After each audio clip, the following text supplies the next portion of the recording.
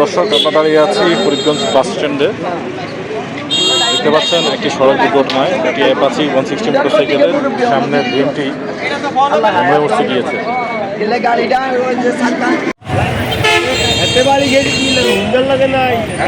দর্শক, আমরা জানতে পেরেছি এই নসিমনটির সাথে মুখোমুখি সংঘর্ষ হওয়ার কারণে মোটরসাইকেলটি ক্ষতিগ্রস্ত হয়েছে। এই ধরনের বাহন সচরাচর ফরিদগঞ্জে দেখা যায় না, যদিও এই বাহনটি গভর্নমেন্ট স্বীকৃত কোনো রেজিস্ট্রেশন নেই, সেহেতু এটি একটি অবৈধ বাহন হিসাবে বিবেচিত হয়।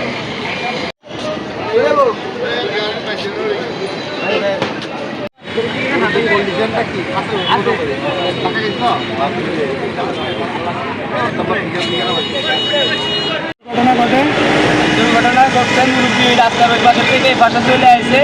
নসিমনালা ওই সাইড দিয়ে না যাইতে পারে, এদিকে দ্রুতভাবে আইসারে ব্রেক কম ছিল, তার কারণে মুরব্বীরে মাইরা দিয়া এই মোটরসাইকেল মাইরা দিছে। এই মোটরসাইকেলে বাইকালা ছিল, সাথে একটা মহিলা ছিল। মোটরসাইকেল মারছে কিসে?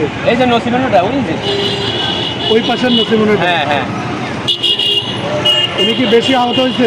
মুরব্বীর অবস্থা তার মেডিকেল নিয়ে গেছে। কোন মেডিকেল? চৌধুরী মেডিকেল, ফরিদগঞ্জ স্বাস্থ্য কমপ্লেক্সে নিয়ে গেছে।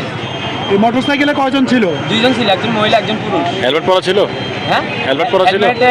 হেলমেট কোনো হয়তো ড্রাইভারের ছিল না, হেলমেট ছিল না। ড্রাইভার মহিলার যে অ্যাক্সিডেন্ট হয়েছে, মহিলারে আবার চাঁদপুরের দিকে পাঠালিছে। দুজনেই? হ্যাঁ হ্যাঁ হ্যাঁ। আহত হয়েছে।